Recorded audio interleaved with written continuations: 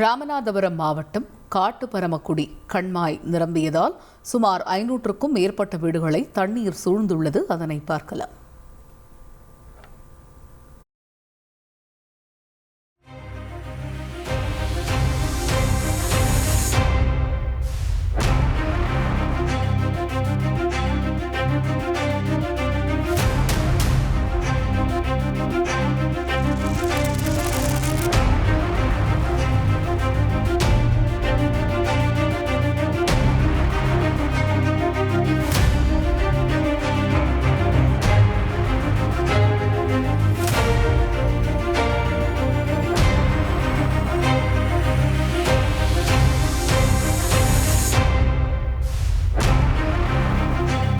இது பற்றிய விவரங்களை செய்தியாளர் ராஜாவிடம் கேட்போம். ராஜா வணக்கம். இப்ப 500க்கும் மேற்பட்ட வீடுகளை தண்ணீர் சூழ்ந்துள்ள நிலையில் குடியிருப்பு வாசிகள் ஆட்டுப்பால்ல இவ்ளோ லாபமா?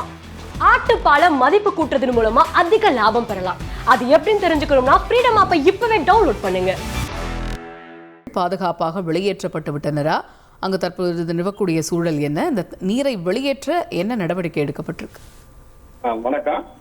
பரம்பக்குடி அருகே காட்டுப்பரமக்குடி கம்மாய் முழு கொள்ளளவு நிரம்பி அருகில் உள்ள குடியிருப்புகளை தண்ணீர் சூழ்ந்த அப்போது மக்கள் அவதி அடைந்துள்ளனர். ராமநாதபுரம் மாவட்டம் பரம்பக்குடி அருகே திருச்செந்தூர் பஞ்சாயத்து உட்பட்ட அம்பு நகர் உள்ளது. இங்கு சுமார் 500 குடியிருப்புகளை சேர்ந்த 3000க்கும் மேற்பட்ட வசித்து வருகின்றனர். அம்பு நகருக்கு அருகில் பொதுப்பணித்துறைக்கு சொந்தமான காட்டுப்பரமக்குடி கிராமத்தில் பாத்தியப்பட்ட கண்மாய் உள்ளது. வைகை ஆற்றில் இருந்து வடதி பிரதான கால்வாய் மூலம் காட்டுப்பரமக்குடி கண்மாய்க்கு பாசனத்திற்கு தண்ணீர் திறந்து விடப்பட்டுள்ளது.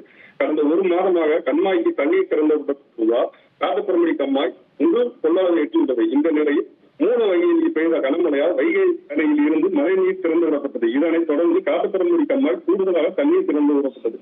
காட்டுப்பரமக்குடி கண்மாய் முழு கொள்ளளவை எட்டிய நிலையில் அதிக அளவில் தண்ணீர் வந்ததால் அருகில் உள்ள அன்புநகர் குடியிருப்புகளை கண்மாய் நீர் சூழ்ந்துள்ளது. அன்புநகர் பகுதியை சேர்ந்த சுமார் 200க்கும் மேற்பட்ட வீடுகளை தண்ணீர் சூழ்ந்துள்ளது. இதனால் இப்பகுதி மக்கள் இடுப்பளவு தண்ணீரை நடந்து செல்கின்றனர். அதிக அளவு தண்ணீர் குடியிருப்பு பகுதியில் சென்றால் குடியிருப்புக்குள் பாம்பு, பூடான், தேல் உள்ளிட்ட விஷ ஐந்துகள் வருவதால் இப்பகுதி மக்கள் அச்சமடைந்துள்ளனர். நன்றி ராஜா.